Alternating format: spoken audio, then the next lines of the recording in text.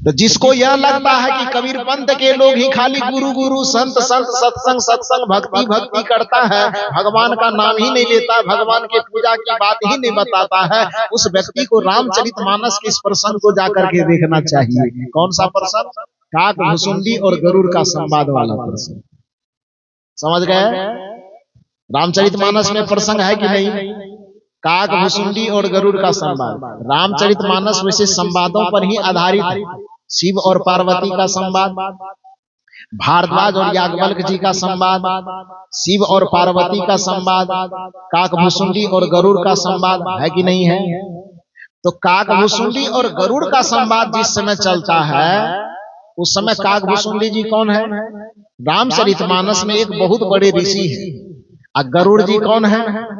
एक संशय से भरा हुआ चित्त वाला एक जिज्ञासु है, जो काक भुसुंडी जी के पास जाकर के अपने मन के सारे प्रश्न उसके सामने रखते हैं और काक भुसुंडी जी उसको जवाब देते हैं। तो उसी सवाल और जवाब का जहां प्रसंग है उस रामचरितमानस में, तो अपना आध्यात्मिक सवाल जवाब करने से पहले गरुड़ जी ने एक सवाल किया काक भुसुंडी से। जैसा कि नाम से ही प्रचलित है, काक भुसुंडी मतलब कौवा के शरीर को धारण किया हुआ एक ज्ञानी महात्मा। काक भुसुंडी, काक भैंसमुंडी नहीं, भैंसमुंडी आपके छत्तीसगढ़ का, काक भैंसमुंडी नहीं गा रहा हूं मैं, काक भुसुंडी गा रहा हूं। तो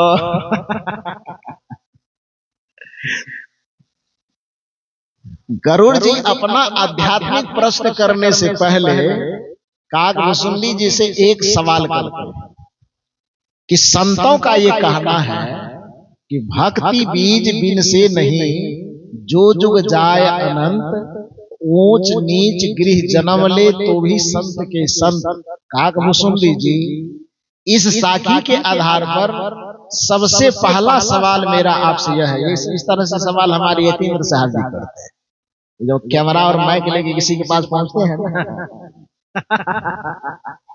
या किसी वीडियो का इंट्रोडक्शन देना होता है, तो जिस तरह से अभी हम बोल रहे वैसे ही बोलते हैं।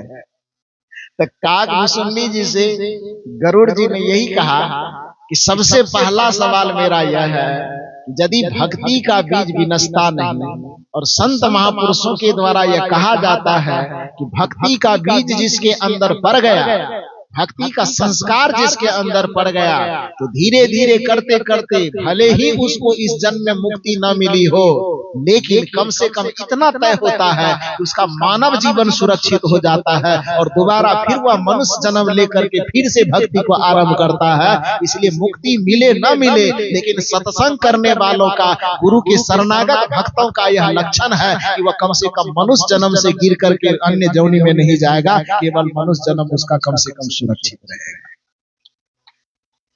तो इस आधार पर जब संत महापुरुषों के द्वारा यह बताया जाता है, तो गरुड़ जी ने काक भुसुंडी जी से सबसे पहला सवाल किया कि और प्रश्न तो धर्म अध्यात्म आत्मा परमात्मा बाद में करेंगे, पहले ये बताइए कि भक्ति बीज बिन से नहीं, यह बात सच है कि झूठ है? कहा नहीं, ये सच है। भक्ति करने वालों का मानव तन सुरक्षित रहता है, यह बात सच है कि झूठ है? काक भुसुंडी जी ने कहा सच है। कहा यदि यह सच है तो सबसे पहला सवाल मेरा यह है कि आप ज्ञान में इतने परिपूर्ण हैं, ध्यान में इतने परिपूर्ण हैं, सत्संग कथा भी आप भगवान का खूब अच्छा करते हैं, फिर मेरा सवाल ये है कि आपके मनुष्य का शरीर क्यों छीना गया, कौवा वाला शरीर आपको क्यों मिला है? समझ गए क्या सवाल किया? यदि यह बात सच है कि भक्ति का बीज विनसता नहीं है, यदि यह बात भी सच है कि भक्ति करने वाले को मुक्ति मिले न मिले वो बाद की बात है, लेकिन कम से कम मानव जीवन उसका सुरक्षित रहता है, मानव जीवन से नीचे गिर करके वो पशु प्राणियों में, पशु पक्षियों की योनि में नहीं जाता है, इतना जब बात तय है तो आप यह बताइए काक भुसुंडी जी कि आपके पास ज्ञान भी है, ध्यान भी है, त्याग भी है, तप भी है, वैराग्य भी है, साधना भी है, भक्ति का इतना सुंदर उपदेश भी आप करते हैं, तो फिर आपके मानव का तन आपसे छूट क्यों गया? ये कौवा वाला शरीर आपको क्यों मिल गया? ठीक है। सवाल क्या है कि आप कहते हैं कि भक्ति करने वाला मानव तन से कम नीचे नहीं गिरता है, तो आप ज्ञान ध्यान त्याग तक में परिपूर्ण होने के बाद भी मनुष्य का शरीर क्यों नहीं पाए? ये कौवा वाला शरीर क्यों मिल गया? काक भुसुंडी जी अब बात सुनकर के थोड़ी देर शांत हो गए। ये कहानी में बना करके नहीं कह रहा, ये बात मैं बार बार कहता हूं कि आपको यदि लगता है कि कबीर पंथ के मन से खाली बनौटी बात कही जाती है, तो अब तो दो दिन के बाद में चला जाऊंगा। आज यहाँ संपन्न होगा, कल मेरा कार्यक्रम कहाँ है पता है आप लोगों को? नहीं पता है? हाँ, पीछे से कुछ लोग नहीं बता रहे, आगे वाले बता रहे। श्री हमारे जो समता साहब जी जहां से आई है, पता है कहां से आई है? नवागांव से। नदी के उस पार, यहाँ से मात्र 3 किलोमीटर की दूरी पर कल से भी कार्यक्रम वहां शुरू हो, कल से ही होगा। सुबह के 10 बजे से कार्यक्रम आरंभ हो जाएगा और जैसा यहाँ चल रहा है उसी तरह से वहां भी चलेगा। जिसको नजदीक में पड़े और अच्छा लगे कि मुझे साहब जी की बातों को थोड़ा बहुत सुनना है, तो आप वहां भी पधारे। वहां से भी कुछ भक्त लोग आए हैं, संत लोग आए हैं। कल आपको तो लिस्ट बांट करके गए ही है ना, कल तो उन्होंने पंपलेट बांटा है आप लोगों को, तो सादर आमंत्रित है, वहां पर भी आप लोग आएंगे। तो अभी 2 दिन कम से कम हम हैं। तो जिसको ये लगता हो ये बनावटी कहानी बना बना करके कबीर पंथ के लोग कहते हैं सगुनवाद को नीचा दिखाने के लिए या सगुनवाद पर प्रत्यारोप आरोप करने के लगाने के लिए, तो रामचरितमानस थोड़ा लेके आ जाना, मैं पेज पृष्ठ पन्ना सब उल्टा करके आपको दिखा दूंगा, देख लेना कहानी क्या लिखी है। काक भुसुंडी जी थोड़ा उदास हो गए और थोड़ा सा मौन होकर के उन्होंने कहा कि छोड़ो इस बात को, छोड़ो, दूसरा कोई प्रश्न करो। लेकिन गरुड़ जी एकदम यतीन्द्र साहब की भूमिका में थे, कोई छोड़ेंगे नहीं और एकदम पूरा डपट करके लगे। अभी अभी साहब जी कुंभ में गए थे, तो एक छोटा सा नया साधु, अभी कम उम्र वाला एक नागा साधु बन गया था, पूरे नंगा बदन था छोटे उम्र का 14, 15, 16 वर्ष का रहा है। तो इनके मन में हुआ कि और लोगों नागा बाबा सबको तो थोड़ा निपटना बड़ा मुश्किल होगा, नया नया है, इस पर थोड़ा सा किया जाए। तो कैमरा और माइक लेकर के पहुंच गए सवाल दाखने के लिए। तो उनके जो रोकने वाले थे दूर से ही रोका, मत जाइए मत जाइए। ये भी था रिपोर्टर बड़े तगड़े हैं ये पहुंचे, नहीं जाएंगे, पूछ रहा है, वो करे नहीं, वो सोच रहे हैं कि ये उजला कपड़ा में है, जरूर ये कबीरपंथी होगा एक तो रिपोर्टिंग की क्षमता और दूसरा कबीरपंथ समाज का जो ये बेस माना है, इसको देख के कौन आदमी नहीं भड़केगा बताओ? भड़केगा कि नहीं? भूत पिशाच निकट नहीं आवे कबीर साहब का जब ये बेस दिखा दे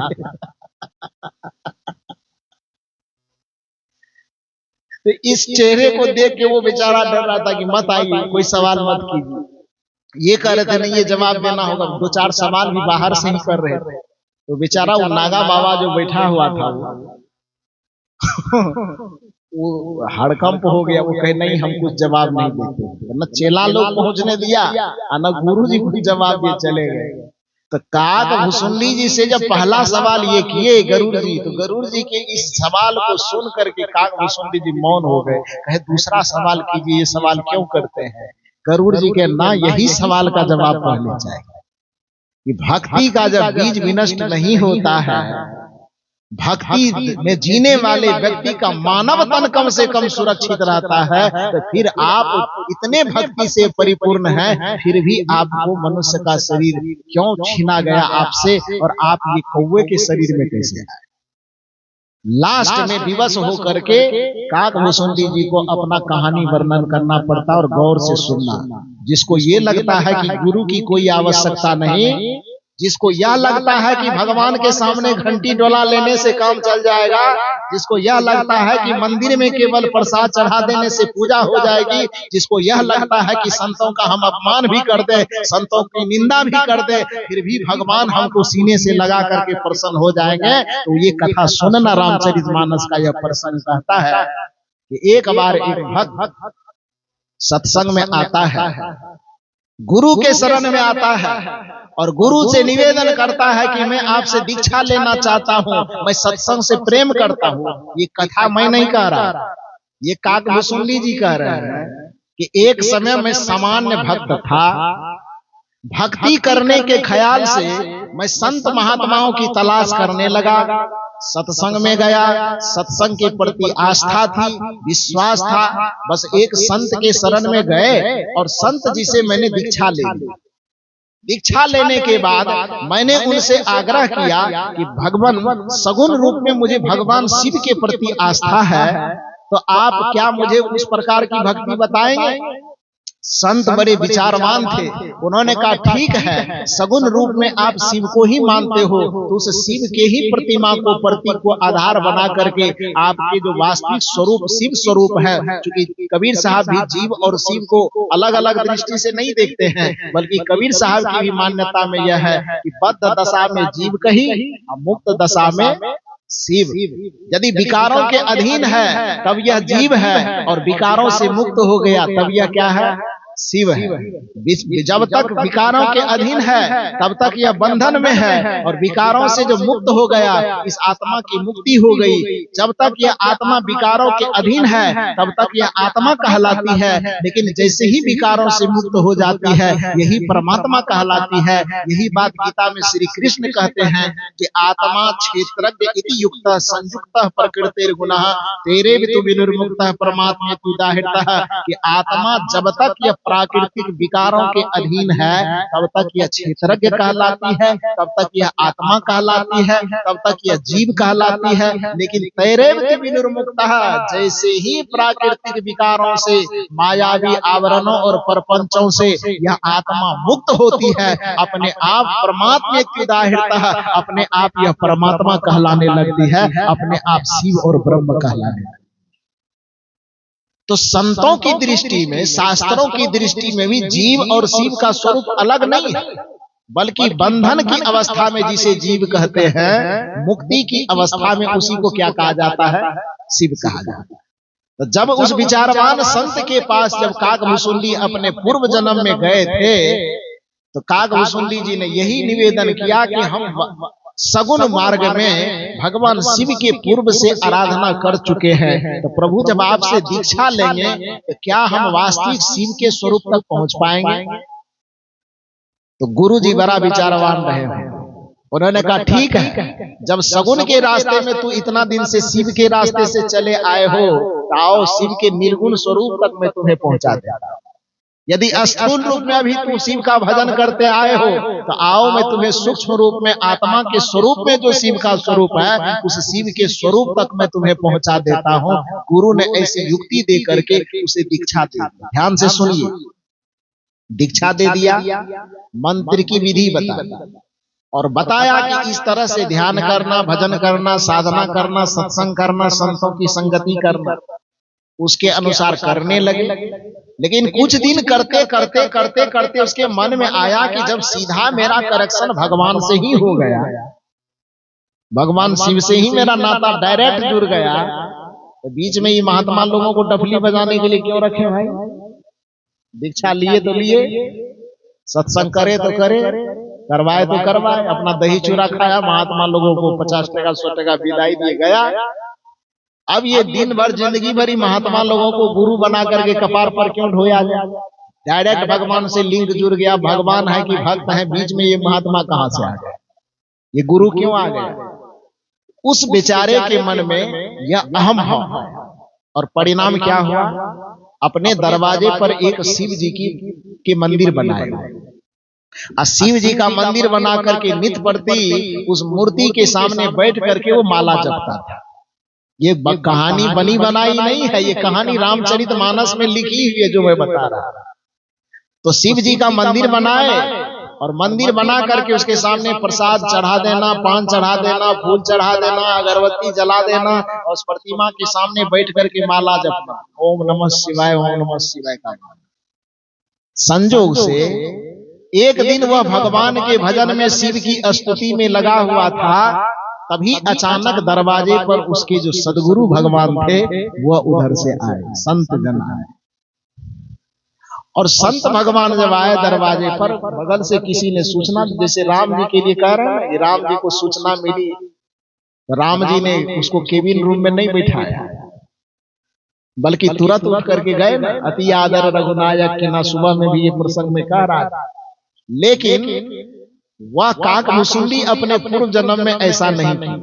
वो शंकर जी के मंदिर में आसन लगा करके मूर्ति के सामने इसी तरह फूल फल मेवा मिष्ठान चढ़ा करके हाथ में माला ले करके शिव नाम का जपन कर रहा था, भगवान का पूजन कर रहा था। उसी समय में उनका जो सदगुरु भगवान थे वो दरवाजे पर आए। किसी ने सूचना दी कि आपके गुरुदेव आए हैं। वो पूजा करते करते मन में सोचता है कि अच्छा गुरुजी आ गए, कोई बात नहीं, बैठाओ वेटिंग रूम में, आके दर्शन कर लेंगे। और मन में सोचता है कि भगवान से बड़े गुरु तो है नहीं। कबीर साहब ने इसीलिए न कहा कि कबीर ते नर अंध है, गुरु को कहते और। लेकिन ध्यान रहे, हरि रूठे गुरु ठौर है, लेकिन गुरु रूठे नहीं, और गुरु के रूठने पर ठौर नहीं। जब उनको सूचना दी गई कि गुरुदेव आपके आए हैं, तो जो काकभूषुंडी जी अपने पूर्व जन्म में थे, वो सोचे कि अच्छा गुरु जी आगे तब तक बैठेंगे, पूजन कर रहे हैं, पूजा उजा खत्म हो जाए तब गुरु जी से जाके भेंट कर ले। कौन भागे जा रहे हैं, आए हैं तो बैठेंगे, थोड़ी देर बातचीत करेंगे, खाएंगे पिएंगे, कुछ पैदा दान दक्षिणा दे करके विदा कर लेंगे। तो मन में ये भाव सोच करके बस वो पूजा में बैठे रहे। गुरु जी को सूचना दी गई कि आपके जो शिष्य हैं वो पूजा कर रहे हैं। तो गुरु जी के मन में कोई ठेस नहीं लगी, क्योंकि जो गुरु होते हैं वो मान और अपमान से ऊपर होते हैं। जो संत होते हैं वो मान और अपमान से ऊपर होते हैं। उसके पास श्राप नहीं होता, उसके हृदय में केवल करुणा होती है, गुरु के हृदय में केवल दया होती है, गुरु के हृदय में केवल क्षमा होती है। तो गुरु चूंकि गुरु पद में सचमुच स्थित थे, इसलिए जैसे ही उनको सूचना मिली कि वो पूजा पर से उठ करके नहीं आए, आपको बैठने के लिए कहे हैं, तो गुरु जी चुपचाप जाकर के शांत होकर के कमरे में बैठ गए। वेट करने लगे कि अब भक्त उधर से भगवान का पूजा करेगा तब आएगा। रामचरितमानस की कथा यह कहती है कि गुरु को तो यह बात बुरी नहीं लगी, लेकिन जिस भगवान की वो पूजा कर रहा था, जिसका माला जप रहा था, जिसको पान प्रसाद चढ़ावा चढ़ा, ध्यान दीजिए, लोग कहते हैं कि भगवान गुरु को महत्व नहीं देते। लोगों का कहना होता है कि हम भगवान का भजन करें, गुरु की अवहेलना कर दे तो कर दे, कोई फर्क नहीं पड़ता है। लेकिन सनातन संस्कृति की जो सगुण परंपरा का यह महान ग्रंथ, जिसे हम रामचरितमानस के नाम से जानते हैं, उस रामचरितमानस में इस कथा को पिरोया गया कि गुरु के अपमान से, गुरु के अवहेलना से, गुरु के चित्त पर तो कोई प्रभाव नहीं पड़ा, वो तो सहज होकर के बैठ गए बेचारे। लेकिन जिस भगवान का हम पूजा कर रहे हैं, जिस भगवान का वो काकभूषुंडी जी पूजा अभी तुरंत कर ही रहे थे बैठ करके, कहा जाता है कि भगवान शिव बड़ा विकराल रूप लेकर के प्रकट, और उन्होंने कहा कि अरे मूर्ख, शिव तत्व तक कोई गुरु को माध्यम बना करके पहुंच सकता है। तुम्हारे दरवाजे पर, तुम्हारे पास में साक्षात भगवान का जो स्वरूप है, जिसे गुरुर ब्रह्मा गुरुर विष्णु गुरुर देवो महेश्वर, गुरुर साक्षात परम ब्रह्म तस्मै श्री गुरुवे नमः, ध्यान मूलम गुरुर मूर्ति, पूजा मूलम गुरुर पदम, मंत्र मूलम गुरुर वाक्यम, मोक्ष मूलम गुरु कृपा कह करके जिसकी आराधना की जाती है, वो सदगुरु भगवान तुम्हारे दरवाजे पर पधारे। उस भगवान का आदर न करके, उस भगवान का सत्कार न करके, उस भगवान का सम्मान न कर करके तुम इस मूर्ति के सामने बैठ करके मेरी पूजा कर रहे हो। तुम्हारे गुरु तो तुम्हें क्षमा कर दिए, लेकिन मैं तुम्हें क्षमा नहीं करूंगा।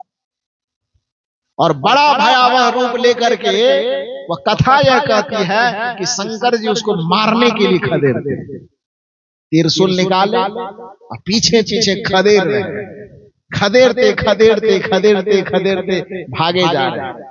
हालांकि कथा में थोड़ी अतिशयोक्ति है। हुआ यह होगा कि मारने के लिए दौड़ा भी होगा तो थोड़ी देर दौड़ा होगा, लेकिन कथा यह कहती है कि इतना खदेरे कि डर से वह भागते भागते ब्रह्मलोक गए। ब्रह्मा जी, ध्यान दीजिए, भले ही कथा में अतिशयोक्ति हो, लेकिन यह कथा यह दर्शाती है कि गुरु का अपमान करने पर, गुरु सत्ता का निरादर करने पर, सत्संग का निरादर करने पर यदि कोई सोच रहा हो कि हम भगवान की भक्ति करें, चाहे सत्संग का निरादर करे तो करे, कोई फर्क नहीं पड़ेगा। उस व्यक्ति को ये फर्क देखना चाहिए, समझना चाहिए। कहा यह जाता है कि काक भुसुंडी जी उस शंकर जी के उस प्रकोप से बचने के लिए भागते भागते भागते भागते सबसे पहले ब्रह्मलोक गए, ब्रह्मा जी के पास। और ब्रह्मा जी से हाथ जोड़ करके कहते, ब्रह्म देवता बड़ी गलती हो गई, थोड़ी रक्षा कीजिए। कहा क्या हुआ? कहा शंकर जी त्रिशूल लेकर के मारने के लिए खदेड़ रहे हैं। कहा शंकर जी खदेड़ रहे हैं? अच्छा ठीक है, मैं बचा लूंगा, लेकिन ये बताओ कि गलती क्या किए हो, किस गलती से खदेरे जा रहे हो? तो उन्होंने कहा कि शंकर जी तो खदेड़ रहे हैं, लेकिन एक मिस्टेक हुआ। कहा बताओ तो गलती क्या हुई? कहा गलती ये हुई कि हमसे गुरुदेव का अपमान हो गया। ब्रह्मा ने कहा जाओ जाओ जाओ, हम भी लपेटे में आ जाएंगे। और कोई अपराध होता और कोई गलती होती तो उससे क्षमा की याचना हम शिव जी से करते, लेकिन यहाँ तो तू ऐसा काम किया है कि उसके क्रोध के लपेटे में हम भी आ जाएंगे, वहां मेरा भी डिटो पावर कुछ काम नहीं करेगा, हम तुम्हारी रक्षा नहीं कर सकेंगे। और ब्रह्मा जी अपने दरवाजे से उसको निकाल करके हटा देते, जाओ, गुरु के द्रोही को मैं भी जगह नहीं दे सकता हूँ। तो चाहे किसी भी भगवान का भक्त हो जाए कि 33 करोड़ देवी देवता की आराधना कर, लेकिन यदि गुरु से द्रोह करता है तो तुम्हारी रक्षा मैं नहीं कर सकता। ब्रह्मा जी उसे अपने दरवाजे से निकाल देता है। फिर वह भागते भागते तब विष्णु जी के पास जाता है, विष्णु जी से भी त्राहिमाम करके रक्षा की गुहार लगाता है। कथा यह कहती है कि विष्णु जी भी कहते ठीक है रक्षा करूंगा, लेकिन लास्ट में वह भी पूछते हैं कि बताओ भाई गलती क्या की? गलती बताने में सुख चाहते हैं कि वहां ब्रह्मा जी को बताए तो हम निकाले गए, यहाँ थोड़ा छुपा लेते हैं। फिर भी विष्णु जी बार बार जोर दे करके पूछते हैं अपनी गलती तो बता दो। फिर वह कहता है कि मुझसे गलती ये हो गई कि हम शंकर जी की पूजा करने में लगे रहे और गुरुदेव भगवान आए तो उसका मुझसे अपमान हो गया। विष्णु जी ने कहा भैया हम भी बच नहीं पाएंगे, तुम्हारे चपेटे में हम भी जाएंगे, तो ऐसा करो कि तुम भी यहाँ से जाओ, नहीं रह सकते। गुरु से द्रोह करने वाले, गुरु पद से विमुख आदमी को न तो ब्रह्मा जी स्वीकार किए और न तो विष्णु जी स्वीकार किए। भागते भागते भागते भागते अंत में एक संत का दर्शन हुआ। वो संत कौन थे? नारद जी। हालांकि पुराणकारों ने नारद जी को बड़ा जोकर बना करके पेश किया, लेकिन असल बात यह है कि नारद अपने जमाने की एक सिद्ध संत थे। 4 ऋषि थे न, सनक, सनंदन, सनत कुमार, ब्रह्मा जी के 4 मानस पुत्र। उस मानस पुत्र में एक नारद की भी गिनती आती है। नारद को भी ब्रह्मा जी का मानस पुत्र माना जाता है। बड़े सिद्ध, बड़े सरल संत थे, लेकिन पुराण लिखते समय पंडितों ने बहुत सारे ऐसे देवताओं के साथ ऐसा अनर्गल किया है जिसमें नारद जी को भी लपेट मारा और नारद जी को ऐसा चुगलखोर बना दिया कि आज भी आदमी यदि किसी की बात इधर से उधर, उधर से इधर करता है, नारद वाला काम काहे करते हो? कहता कि नहीं कहता? मतलब नारद जी को चुगली का पर्याय बना दिया, लेकिन असल में बेचारे एक संत थे वो। तो नारद जी कहीं जा रहे थे संत के वेश में, नारद जी से वो काकभुसुंडी जी की मुलाकात हो गई। तो देखा त्राहिमाम करते करते जा रहे, देखो भगवान के पास दुख से मुक्त होने का उपाय नहीं है। विष्णु जी अपने घर से उसको निकाल दिया, लेकिन उपाय नहीं बताया कि इससे बचने का क्या उपाय होगा। ब्रह्मा जी भी उसे अपने दरवाजे से बाहर तो निकाल दिया, लेकिन ब्रह्मा जी ये नहीं बता पाए कि इस दुख से, इस पीड़ा से जो तुम्हारे पीछे काल लगा हुआ है, उस काल से तुम बच कैसे पाओगे। वो काल से बचने का उपाय न तो ब्रह्मा जी ने बताया और न विष्णु जी ने बताया। तब किसने बताया? एक संत ने बताया। नारद जी के रूप में जो संत भगवान जा रहे थे, उन्होंने कहा कि भैया क्यों परेशान होके जा रहे हो? उड़ते उड़ते अपनी सारी कहानी बताई कि ब्रह्मलोक गए, वहां भी ठिकाना नहीं मिला, विष्णु लोक गए, वहां भी ठिकाना नहीं मिला, और शिव लोक तो जा नहीं सकता क्योंकि शिव जी तो पीछे से त्रिशूल लेके खड़े रहे। तो तीनों जगह से ठुकराए गए संत भगवान। याद रखना, जब जीवन दुख से घिर जाए, कोई बात समझ में ना आवे, तब करके भरोसा सदगुरु पे उनकी शरण में आ जाना। अब सब भगवान के पास से घूमते घूमते जब नारद रूपी संत के पास पहुंचे, तो नारद ने कहा, देखो भैया, बचाने का सामर्थ्य तो मेरे पास है, बचा तो मैं भी नहीं पाऊंगा, लेकिन रास्ता मैं बता सकता हूं। लो तुम्हें मैं रास्ता बता देता।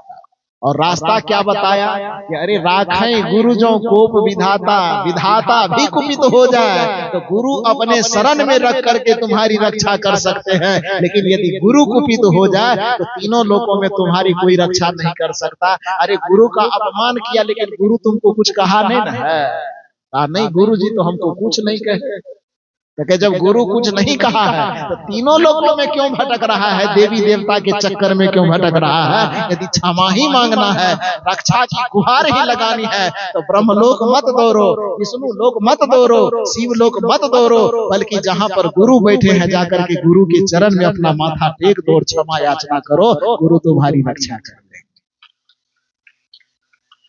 कबीर साहब की वाणी को याद कीजिए, गुरु को सिर पर राखिए, चलिए आज्ञा माही, कहीं कबीरता दास को तीन लोक डर नाही। तीनों लोकों में डरने की आवश्यकता नहीं। और रामचरितमानस का वह कथा प्रसंग कहता है कि जब नारद जी के द्वारा यह भेद जाना गया कि भैया तुम्हें 33 करोड़ देवता में से कोई तुमको शरण देने वाला नहीं है, एक ही स्थान है, वह गुरु का स्थान। उस गुरु के चरण में जाओ और लेट जाना, वही तुम्हारे पास वह युक्ति है जिस युक्ति के माध्यम से गुरु तुम्हें बचा लेंगे। और नारद जी से संकेत पा करके वह अपने गुरु के शरण में जाता है, गुरु जी के चरण को पकड़ करके क्षमा याचना करता है। गुरु जी कहते रे भैया तू मेरा सम्मान किया कि अपमान किया तो हमको कोई खबर ही नहीं है, हम तो चुपचाप शांत होके यहाँ बैठे हैं, लेकिन इतनी प्रक्रिया से तुम गुजर चुके हो। अच्छा कोई बात नहीं, जब मेरा चरण पकड़ करके तुम क्षमा मांग रहे हो तो आने दो, शंकर आ जाए कि ब्रह्मा आ जाए कि विष्णु आ जाए, उससे हम टकरा लेंगे, उससे हम निपट लेंगे, लेकिन तुम्हारा कुछ बिगड़ने नहीं देंगे, तुम शांत रहो। पहला आश्वासन गुरु से मिला। शंकर जी उधर से आए थरथराते हुए तलवार ले रहे। कथा यह कहती है, मैं बना करके नहीं कह रहा, ये मत सोचिएगा कि कबीर साहब के मंच पे ये कौन सी कथा चल रही है। केवल ये बात मैं प्रमाणित करना चाहता हूं आपको कि जिन लोगों के मस्तिष्क में ये धारणा है कि गुरु गुरु, सत्संग सत्संग, भक्ति भक्ति केवल ये कबीरपंथी लोग ही खाली करता है, गुरु ज्यादा महत्वपूर्ण है, भगवान का कोई महत्व नहीं है, भगवान की पूजा का कोई महत्व नहीं, गुरु पूजा का ही महत्व है, गुरु की ही संगति का महत्व है। जिन लोगों के खोपड़ी में यह बात बैठी हुई है, उन लोगों तक मैं ये बात पहुंचाना चाहता हूं कि चाहे वह निर्गुणवाद हो, चाहे वह सगुणवाद हो, चाहे वह कबीर साहब की विचारधारा हो, चाहे वह गोस्वामी जी की विचारधारा हो, चाहे वह संत की परंपरा हो, चाहे वह भगवंत की परंपरा हो, किसी भी परंपरा में गुरु का महत्व क्या है वह देखने के लिए आपको ये कथा समझना पड़ेगा। और यह कथा यह कहती है कि अंत में जब गुरु के शरण में काकभूषुंडी जी लेटे हुए हैं, शंकर जी पीछे से त्रिशूल लेकर के खड़े हैं। शंकर जी कहते हैं गुरु जी को चेला को उठाइए, इसका संहार करना है। गुरु जी ने कहा क्यों संहार करना है? कहा इसने अपमान किया है। गुरु जी ने पूछा किसका अपमान किया है? गुरु जी का सवाल है, गुरु तो वकील बनेंगे है ना। गुरु जी से कहा इसको उठाइए, ये आपके चरण में पड़ा हुआ है, इसको खड़ा कीजिए, इसका संहार करेंगे। क्योंकि कल भी मैंने कहा था कि भगवान को सुधारने की क्षमता नहीं है, भगवान केवल त्रिशूल भोंकना जानते हैं, सुदर्शन चलाना जानते हैं, तीर चलाना जानते हैं। रावण सामने में आएगा तो त्रिशूल तीर मारेगा ही मारेगा, कंस सामने में आएगा तो सुदर्शन चलाएगा ही चलाएगा, जरासंध सामने में आएगा तो सुदर्शन चलाएगा, इसके अलावा कोई उपाय नहीं है। वह बुद्ध नहीं है, ये कबीर नहीं है, ये महावीर नहीं है कि अपने शरण में आए पापियों के जीवन का सुधार करके पाप को तो खत्म कर देंगे लेकिन पापी को बचा लेंगे। ये केवल संत के पास ये सामर्थ्य है, भगवंत के पास ये सामर्थ्य नहीं है। तो गुरु के चरण में जो वह लेटा हुआ था, शिव जी ने कहा कि उसको खड़ा कीजिए, त्रिशूल में भोंकूंगा इसे। गुरु जी ने कहा कि त्रिशूल भोंकेंगे, क्यों भोंकेंगे आप? इसलिए कि इन्होंने अपमान किया है। ध्यान दीजिए सवाल पर, ये वकालत चल रही है। कहा इसको त्रिशूल भोंकेंगे, गुरुजी ने कहा क्यों? शिव जी ने कहा चूंकि इसने अपमान किया है। गुरुजी ने कहा किसका? तब शंकर जी थोड़ा दाएं बाएं देखने लगे कि किसका? शंकर जी ने कहा आप ही का तो किया है कि गुरु का अपमान किया, आप ही का किया है, आप ही इनके गुरुदेव हैं। गुरुदेव ने कहा अपमान किया मेरा, शिष्य है ये मेरा, गुरु हूं मैं इनका, तो ये मामला हम दोनों गुरु और शिष्य के बीच का है, तो आप त्रिशूल लेके काहे उछल रहे हैं? समझ में आई बात? मामला को टालने की बात हो रही है ना, इसीलिए बीच में ये प्रसंग लाया गया। गुरु जी शिव जी से सवाल करते हैं कि आप जो ये त्रिशूल लेके पीछे में लहरा रहे हैं कि हम मार देंगे इसको, तो पहले ये बताइए कि इसकी गलती क्या है? गलती ये है कि इन्होंने गुरु का अपमान किया। इनके गुरु कौन है, मैं हूं कि आप? बोला नहीं, गुरु तो आप ही का। अपमान किसका किया? आप ही का किया। तो जब बोला शिष्य मेरा है, गुरु मैं इनका हूँ, अपमान इसने मेरा किया, तो मुझे कोई क्षोभ नहीं, मुझे कोई परेशानी नहीं, आप बीच में क्यों तलवार ला रहा है? त्रिशूल क्यों दिखा रहे हैं?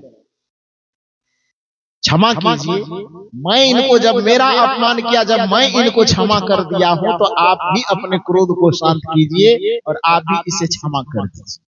भगवान शिव ने कहा कि चूंकि गुरु का हृदय उदार होता है, गुरु दयालु होते हैं, गुरु कृपा के सिंधु होते हैं, इसलिए आपके मुख से यह वचन निकल रहा है तो शोभा ही दे रहा है।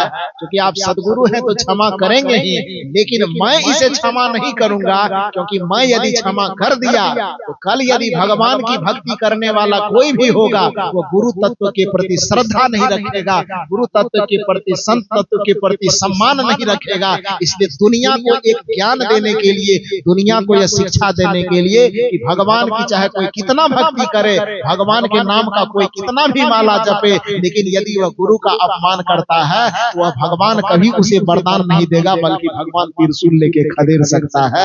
यह शिक्षा देना दुनिया को बहुत जरूरी है। नहीं तो लोग चिल्लाते रहेंगे कि खाली कबीर पंथ ये सब गुरु गुरु भजता है। ये दिखाना पड़ेगा। और भगवान शंकर ने कहा कि ठीक है, इसीलिए मैं इनको छोड़ूंगा नहीं। आप कहेंगे तो मैं माफ कर सकता हूं, लेकिन मैं यदि इसे माफ कर दिया तो फिर दुनिया को, पूरी सनातन संस्कृति को यह प्रेरणा नहीं मिल सकेगी। उसे लगेगा कि मंदिर में घंटा बजाते रहे, हम सत्संग में जाए न जाए क्या फर्क पड़ता है। उसे लगेगा कि हम मंदिर में बैठ करके माला जपने, पान चढ़ा दे, बेलपत्तर चढ़ा दे, एक लोटा जल, सब समस्या के हाल निकल जाएगा। तो गुरु जी की सत्संग सुनने की क्या जरूरत है? नहीं सुन पाएंगे। तो इस वजह से शिव जी कहते हैं कि मुझे दुनिया को यह प्रेरणा देने के लिए इनको कुछ न कुछ सजा देनी पड़ेगी। और जब भगवान शिव यह तर्क देते हैं, तब गुरु जी उस जगह मौन हो जाते हैं। गुरु जी ने कहा ठीक है, दुनिया को प्रेरणा देने के लिए कुछ सजा देना चाहते हैं, तो तब इसमें भी मैं ब्रेक नहीं लगाऊंगा, आप दीजिए, लेकिन इतना जरूर कीजिए कि मेरे चरण में पड़ा हुआ है, मैंने इसको निडरता का वरदान दे दिया हूं, तो मेरे भी वचन की थोड़ी लाज रखिए कि इसको मारना नहीं, जिंदा रहना, और जो सजा देना है वो सजा दीजिए, लेकिन जिंदा रखिए। भगवान शिव ने कहा चूंकि गुरु के द्वारा मुख से यह वचन निकल गया कि इसके प्राण का हरण नहीं करना है, तो जाइए, मेरा भी वरदान है कि इसके प्राण का हरण मैं नहीं करूंगा, लेकिन सजा तो जरूर दूंगा, क्योंकि उन्होंने गुरु का अपमान किया है। भले ही मेरे नाम का माला जपा है, मेरे ही मेरे सामने दिया अगरबत्ती जलाया है, पान फूल खूब मेवा मिष्ठान भोग लगाया है, लेकिन गुरु तत्व का अपमान किया है, इसलिए सजा देना है। और उसी जगह पर सजा यह देते हैं, क्या सजा दिया कि रे मूर्ख, तू मेरे मंदिर में बैठ करके मेरे मूर्ति के सामने मेरे नाम का भजन कर रहा है, लेकिन उस समय में तुम्हारे गुरु भगवान आए, तूने गुरु भगवान का, गुरु तत्व का सम्मान नहीं किया, और मेरी मूर्ति के सामने तू माला जपने का नाटक करता रहा। इसलिए जा, गुरु के आने के बावजूद भी सम्मान में तू उठ करके खड़ा नहीं हुआ, उसका अभगत नहीं किया, उसका सेवा सत्कार नहीं किया, इसलिए मैं तुझे श्राप देता हूं कि तू 1000 जन्म तक तू इसी तरफ बैठा रह जाएगा। और ऐसा बैठा रहने वाला प्राणी एक ही हो सकता है, जो अजगर की जोनी में हो सकता है, अजगर सांप हो सकता है। गुरु आया और फिर भी तू पूजा के बहाने एकदम बैठा रहा, टस से मस नहीं किया, तुम्हारा शरीर हिला डोला नहीं। तो इसलिए पहला श्राप मैं तुम्हें यह दूंगा कि तुम्हें ऐसा शरीर में दूंगा कि तुम्हें हिलने डोलने में भी कुछ बनेगा। और पहला श्राप मेरा यही है कि तू अजगर की योनि में चला जा। और इस तरह से न जाने कितने प्रकार की योनि बताई, कीड़ा, वो मकोड़ा, इसमें जा उसमें जा, जाते जाते जाते जाते अब तो ये तो मृत्यु दंड से भी बड़ा भयंकर सजा हुआ कि नहीं हुआ? अरे मार दे किसी को तो एक ही बार में खत्म हो जाएगा। लेकिन ये जो 100 जन्म इसमें, 100 जन्म उसमें, 100 जन्म इस, ये तो मृत्यु से भी भयंकर पीड़ा हो गई। तो भक्त जो है और रोने लगा। जब वह रोने लगा तो अब भक्त की तो बात सुनी नहीं जाएगी। तब गुरु जी वहां पर प्रार्थना करते हैं और गुरु जी की प्रार्थना करने पर शंकर जी ने कहा कि दुनिया को दिखाने के लिए यह कष्ट तो इनको थोड़ा बहुत देना पड़ेगा, सजा देना पड़ेगा, लेकिन हे गुरुदेव आप इनके तरफ से पैरवी कर रहे हैं, आप इस शिष्य के तरफ से प्रार्थना कर रहे हैं, तो आपके कारण जाइए मैं वरदान देता हूँ कि शरीर चाहे इसका कौवा वाला रहे, कि तोता वाला रहे, कि मैना वाला रहे, कि सांप वाला रहे, कुछो वाला रहे, शरीर भले ही मानव से अलग हट करके भी होगा, लेकिन उसके बावजूद भी भक्ति का संस्कार इसका हर एक योनि में विद्यमान रहेगा। ये वरदान मैं इसको दे देता हूं, यही इसके जीवन की सफलता हो। इस कहानी से आप प्रेरणा क्या ली? इस कहानी से क्या शिक्षा मिली? इस कहानी से यह शिक्षा मिली कि यदि हमारे मन में यह धारणा बैठी है कि देवी देवता की पूजा ही सबसे बड़ी पूजा है, मंदिरों में जाना ही सबसे बड़ी पूजा है, तो यह कथा आपके दिमाग को एक बार सोचने पर मजबूर जरूर करेगा कि सत्संग और गुरु के महत्व को, जिसे आप देवी देवता के श्रेणी में देवों के देव महादेव के नाम से जानते हैं, उस महादेव की भी निगाह में, उस शिव और शंकर की निगाह में भी सत्संग की क्या मर्यादा है, गुरु की क्या मर्यादा है, संत की क्या मर्यादा है, इस चीज को समझने के लिए आप काकभुसुंडी और गरुड़ के इस संवाद को यदि रामचरितमानस में पढ़ ले तो शायद आपकी धारणा बदल जाए। तो मैं मूल रूप से यह कह रहा था कि गुरु का अपमान तो भगवान भी नहीं सह सकता है, और कदाचित भगवान के जीवन में भी संकट आता है, तो उस समय में भगवान को संकट से उबारने के लिए कोई दूसरा भगवान काम में नहीं आता है, बल्कि उस भगवान को भी संकट से निकालने के लिए गुरु की आवश्यकता पड़ती है। वहां गुरु काम करता है। कैसे? ये हनुमान जी की ये बात सुना करके मैं बात को विराम दूं कि यहाँ कथा में क्या कह रहा था कि हनुमान जी समुद्र के किनारे पहुंच गए, लौटता है तो इधर सुग्रीव जी खत्म करेंगे, आगे बढ़ता है तो समुद्र खत्म हो जाए, समुद्र में डूब करके मर जाएंगे।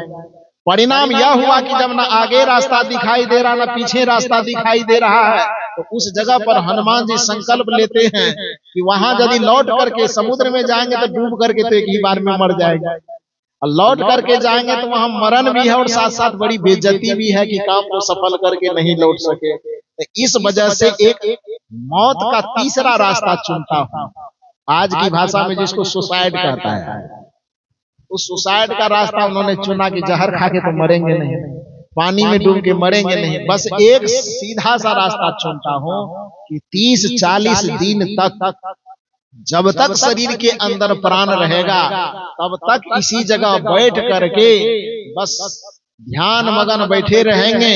ध्यान में अब चाहे जो आवे, लेकिन आंख बंद करके बैठे रहेंगे, भूखे प्यासे बैठे रहेंगे, और धीरे धीरे धीरे धीरे भूखे प्यासे शरीर सूख जाएगा, कोई जानवर, कोई पशु, कोई पक्षी आएगा, शरीर को खा करके चला जाएगा। तनकी कम से कम इतनी उपयोगिता तो हो। यह कौन सोच रहे हैं? हनुमान जी सोच रहे हैं। मरने का एक बीच वाला रास्ता निकालना है, न सुग्रीव के हाथों मरना है और न समुद्र में डूब के मरना है। तपस्या करते करते, बैठे बैठे, भूखे प्यासे, धीरे धीरे धीरे धीरे शरीर की ऐसी अवस्था बन जाएगी कि हड्डी हड्डी निकल आएगा, शरीर लाचार हो जाएगा। हाँ, संलेखना वाला रूप। तो उस परिस्थिति में कोई कुत्ता, बाघ, भालू, सियार कोई आएगा, जंगली प्राणी, वो खा करके चला जाएगा, और परिणाम यह होगा कि हम मर जाएंगे। इस तरह की भावना बना करके वो एक तरह से बैठ गया कि अब मरना है, यह ठान लिया। कौन ठाना भाई? हनुमान जी। वो हनुमान जी रिद्धि सिद्धि अष्ट सिद्धि नवनिधि के दाता। राम दूत अतुलित बल धामा। जय हनुमान ज्ञान गुण पोखर। जय हनुमान ज्ञान गुण पोखर। तब सागर। सागर और पोखर में क्या अंतर होता है? पोखर छोटा होता है, पानी के छोटा स्रोत को पोखर कह सकते हैं, और पानी के अथाह स्रोत को हम क्या कह सकते हैं? सागर कह सकते हैं। तो ज्ञान और बुद्धि में जो हनुमान जी की तुलना हुई पोखर से भी कि सागर से? सागर से। बल की तुलना किससे हुई? अतुलित, जिसकी कोई तुलना नहीं की जा सके। बुद्धिमताम वरिष्ठम, बुद्धिमानों में वरिष्ठ, उससे बड़ा बुद्धिमान किसी को नहीं आंका गया। अष्ट सिद्धि नवनिधि के दाता कहा गया। उसके बावजूद, इतने सद्गुणों से संपन्न होने के बावजूद भी जब उसके मस्तिष्क में संकट और परेशानी का प्रभाव पड़ा, तब उस संकट से उबरने में कौन काम दिया? वो शांत होकर के बैठे हैं, मृत्यु का वरण कर लिए कि अब इसी विधि से मर जाना है। लेकिन उसी समय बगल में जो एक संत के रूप में गुरु की भूमिका में जामवंत जी बैठे हुए हैं, और जामवंत के हृदय में जैसे वो चूंकि बुजुर्ग थे, शांत और सहज रहने वाले थे, जैसे ही सब ध्यानस्थ हुए, ध्यान की प्रक्रिया में जामवंत जी के आत्मा से एक अनुभव का ज्ञान प्रकट हुआ कि हम लोग तो व्यर्थ ही यहाँ बैठ करके मर रहे हैं भाई, ये हनुमान तो कुछ करामत करने वाला आदमी है, इसके अंदर अपार शक्ति छिपी हुई है, इस शक्ति को यह पहचानता नहीं है, इसको तो मरने के लिए जा रहा है, बल्कि इसके अंदर तो दुनिया की जीवन की इतनी सारी संभावनाएं छिपी हुई है कि अपना तो रास्ता पाए ही नहीं जीवन का, दुनिया को भी जीवन का बहुत सारा सूत्र दे सकता है। जब जामवंत जी को यह अनुभव हुआ, उस आत्म तत्व से अनुभूति हुई, तब जाकर के वह जामवंत एक संत के रूप में जाकर के गुरु के रूप में हनुमान जी के कान में वह मंत्र फूंकते हैं कि का चुप साध रहो बलवाना, ए बलवान, ए हनुमान, तू क्यों मरने की दिशा में जा रहा है?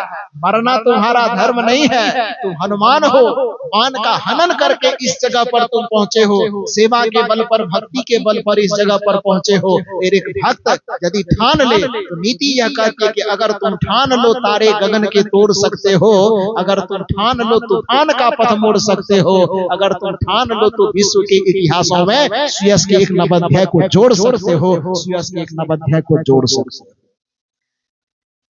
और जामवंत के कान में जब यह कहा गया कि तुम क्या चुप साध करके बैठे हुए, मृत्यु को क्यों वरण कर रहे हो, जीवन की अपार संभावनाएं तुम्हारे सामने नतमस्तक होने के लिए खड़ी है, अपनी शक्ति को पहचानो, करो महिया बल आपनी, छार बिड़ानी आस, जाके आंगन नदी बहे, सोकस मरे प्यास। इस तरह के मंत्र जब जामवंत जी के द्वारा फूके गए हनुमान जी के कान में, एक संत की वाणी जब हनुमान जी के कान में पहुंची, तो फिर हनुमान जी मृत्यु को नकार करके, मृत्यु को दरकिनार करके और गरज करके उठ करके खड़ा होता है। और एक बार में ही कहा जाता है कि समुद्र को लांघने के पश्चात जो उसका लक्ष्य था, उस लक्ष्य तक पहुंच जाता है और जीवन को धन्य धन्य कर देता है। मैं ये कहानी सुना करके आपको अंधविश्वास की ओर धकेलना नहीं चाहता। इस कहानी से आपको दो सूत्र को यही देखना है।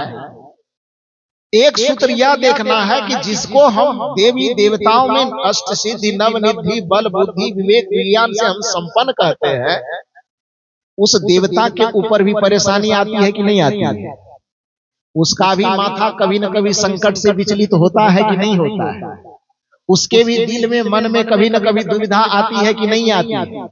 तो जब उनके मन में दुविधा आती है, जिसे हम भगवान कहते हैं, उसके मन में जब दुविधा आती है और जीवन में मरण में चुनने की प्रक्रिया आती है, तो जीवन से निराश होकर के जब वो मृत्यु का वरण करने लगते हैं, तो उस समय में उसका सहयोगी 33 करोड़ देवता में कोई भगवान होता है कि गुरु होता है?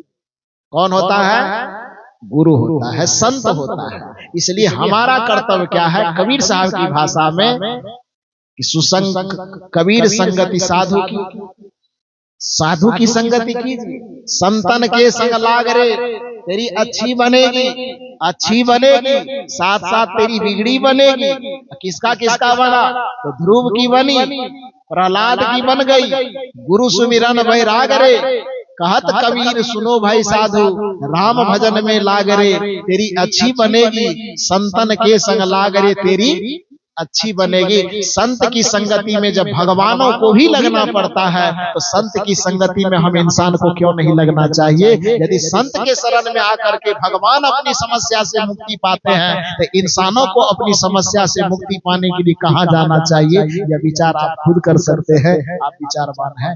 मूल रूप से मैंने आपसे निवेदन यह किया कि हम मनुष्य एक ऐसे प्राणी है जिस प्राणी को अपनी दिशा चुनने की बड़ी आजादी है। लेकिन ध्यान रहे कि दिशा चुनने की आजादी तो है, लेकिन दिशा चुन लेने के बाद दशा चुनने की आजादी नहीं है। दिशा से दशा बंधी हुई है। आग को हम छुए न छुए यह कर्म की आजादी तो है, लेकिन आग को छू लेने के बाद जलन मिलेगी कि नहीं मिलेगी इसके चुनाव के अधिकारी हम नहीं है। ठीक उसी प्रकार से संगति तक चुनने का हमें अधिकार है। यदि कुसंगत को हमने चुना तो दुख हमें मिलेगा, और सुसंगत को हमने चुना तो सुख हमें मिलेगा। कुसंगियों के संग में हम पड़े रहेंगे तो हमारा जीवन दुख में पड़ेगा, बंधन में पड़ेगा। लेकिन गुरुजनों की संगति को हमने चुना, सत्संगति को हमने चुना, संत की संगति को चुना तो उसके परिणाम में हमें मुक्ति मिलेगी, शांति मिलेगी, परमानंद मिलेगा, परमात्मा मिलेगा, मोक्ष मिलेगा, कैवल्य मिलेगा, निर्वाण मिलेगा। और धरती के जितने मनुष्य हैं जीवन के रहते हुए भी और जीवन के जाने के बाद भी वह परम शांति, परम मुक्ति, परम गति और कल्याण चाहता है। खास करके सनातन परंपरा में जो रहने वाले लोग हैं उसकी आखिरी कल्पना तो यह होती है कि हमें मोक्ष की प्राप्ति हो, परम शांति की प्राप्ति